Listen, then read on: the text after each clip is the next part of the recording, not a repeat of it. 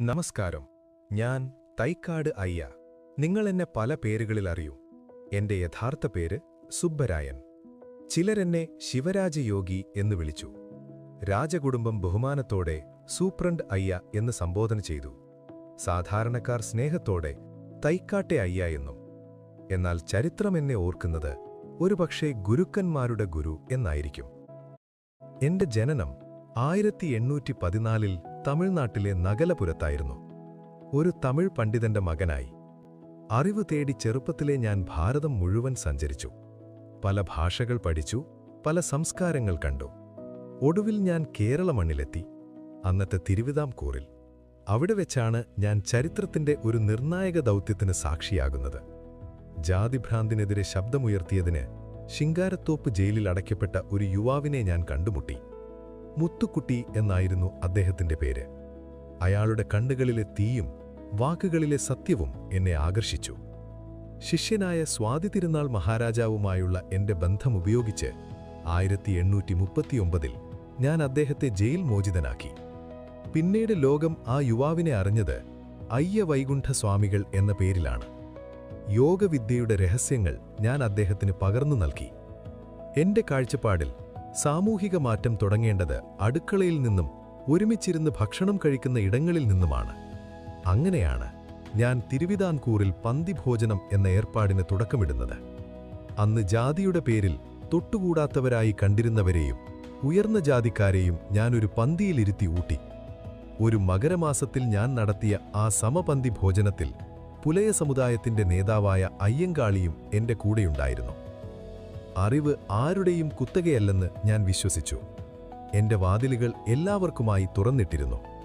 അങ്ങനെയാണ് കുഞ്ഞൻപിള്ള എന്നൊരു ചെറുപ്പക്കാരൻ എന്നിലേക്കെത്തുന്നത്. പിന്നീട് നിങ്ങൾ അദ്ദേഹത്തെ അറിഞ്ഞത് ചട്ടമ്പി സ്വാമികൾ എന്ന പേരിൽ. കുഞ്ഞൻപിള്ളയാണ് നാണു എന്ന മറ്റൊരു യുവാവിനെ എന്റെ അടുക്കൽ കൊണ്ടുവന്നത്. കേരള ചരിത്രത്തിന്റെ ഗതി മാറ്റിക്കുറിച്ച ശ്രീനാരായണ ഗുരുവായിരുന്നു ആ നാണു. അവർക്കെല്ലാം ഞാൻ അറിവിന്റെ വെളിച്ചം പകർന്നു നൽകി. യോഗയിലും വേദാന്തത്തിലും ഉപനിഷത്തുകളിലും ഞാൻ അവർക്ക് വഴികാട്ടിയായി. അയ്യങ്കാളിക്ക് ഞാൻ സാമൂഹിക ഉന്നമനത്തിനുള്ള വഴികളാണ് ഉപദേശിച്ചത്. എന്റെ അടുക്കൽ ക്രിസ്തുമത വിശ്വാസിയായ പേട്ടയിൽ ഫെർണാണ്ടസും ഇസ്ലാം മത പണ്ഡിതനായ തക്കല പീർ മുഹമ്മദും ഉണ്ടായിരുന്നു. കേരളം മുഴുവൻ ഇന്ന് ഏറ്റുപാടുന്ന ഒരു മഹത്തായ മുദ്രാവാക്യമുണ്ട്: ഒരു ജാതി, ഒരു മതം, ഒരു ദൈവം മനുഷ്യന്. ഈ ആശയം ലോകത്തോട് ആദ്യം തമിഴിൽ വിളിച്ചു പറഞ്ഞത് ഞാനാണ്. இந்த ഉലകത്തിലെ ഒരേ ഒരു ജാതിതാൻ, ഒരേ ഒരു മതം താൻ, ഒരേ ഒരു കടവുൾ താൻ. ഇതിന്റെ മലയാള രൂപമാണ് ശ്രീനാരായണ ഗുരു പിന്നീട് ലോകത്തിന് സമ്മാനിച്ചത്. ഈ ആശയങ്ങൾ പ്രചരിപ്പിച്ചതിന് ഉയർന്ന ജാതിക്കാർ എന്നെ പാണ്ടിപ്പറയൻ എന്ന് വിളിച്ച് ആക്ഷേപിച്ചു. 1873 ഞാൻ തിരുവിതാംകൂറിലെ റെസിഡൻസി മാനേജറായി ഔദ്യോഗിക പദവി ഏറ്റെടുത്തു.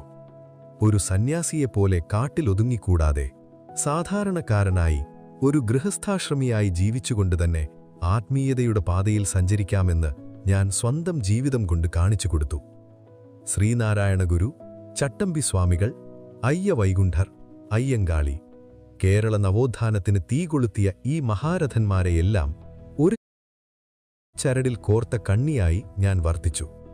ഞാനൊരു പ്രസ്ഥാനം തുടങ്ങിയില്ല, ഒരു സംഘടന രൂപീകരിച്ചില്ല. എന്റെ ദൗത്യം മറ്റൊന്നായിരുന്നു: പുതിയ വിളക്കുകൾക്ക് തിരികൊളുത്തുക.